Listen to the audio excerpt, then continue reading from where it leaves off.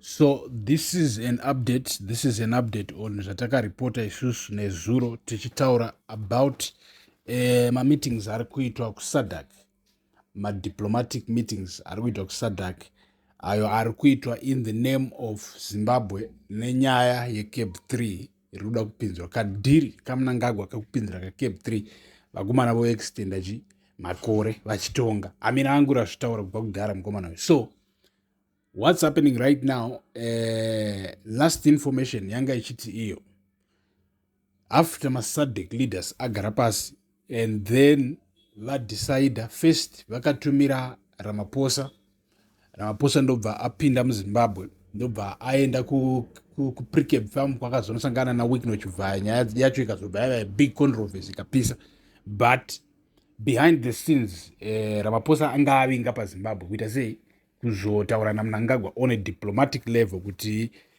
comrade madi matinzwisisa kuti right now hatisi kuda chaos muSouthern African region. So right nzwai munhu zvakamira zvakadaro.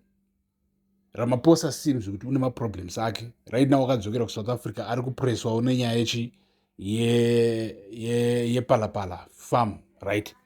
So Mnangagwa, according to information from my insiders in the diplomatic spaces, vari kuti iwo President Mnangagwa havana kuramba zvakatagwa naRamaphosa. He said he will consider it, he will see also the situation in Zimbabwe, and he will try to figure out what the people really want, because ivo vari kuona sokuti pakaita public consultations and zvose zvakafamba zvakanaka. I mean, you know how diplomats talk, and on a diplomatic level mapresident aya hapana anonyengerera umwe ose maybe mabillionaire ose machairmans, so they're just talking from man to man. Let's understand kuti maintain stability region, right?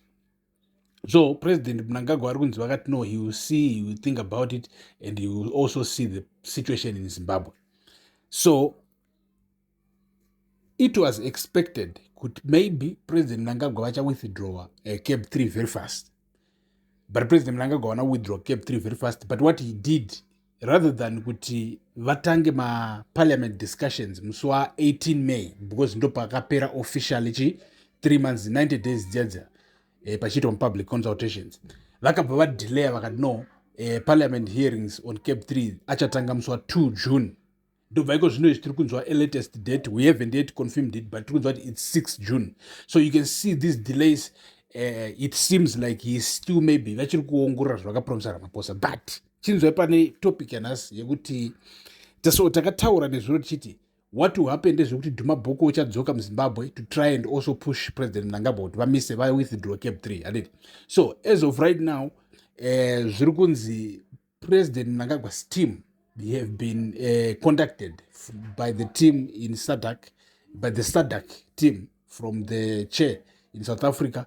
In fact, from the chair, yes, in South Africa, but vachitaura iwo kuti President Duma Boko would like to schedule a private meeting na President Mnangagwa.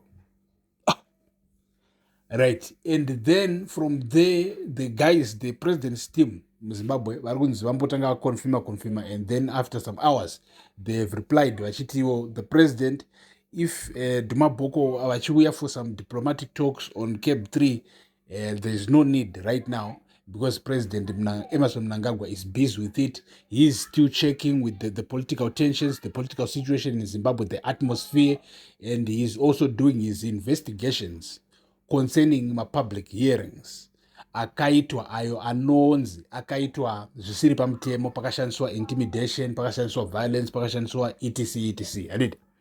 So President Mnangagwa vari kunzi he is doing his own investigations on a personal level. Kana vakaona kuti ndoshua zvakaitika, it wasn't fair, then he will withdraw Cape 3 or seek another right way to implement it where the public is really consulted.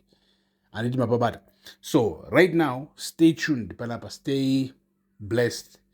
Tichange chikupa ma updates. This is what we have right now. President Mnangagwa vapa an excuse yekuti Duma Boko ambomira kuuya for some diplomatic talks kana iri nyaya Cape 3 sekuuya kwakaita and President Ramaphosa. So we are tracking this story. So I'm going to try an update. Ticharamba tichitreka tichiona kuti what is going to happen, So panapa ndo pamunowana this kind of information first. Stay tuned, and we thank our members, people who are subscribed in the sense of they are members, paying members of our channel, of our Facebook pages. You are the engine, you are the fuel of the voice of the people.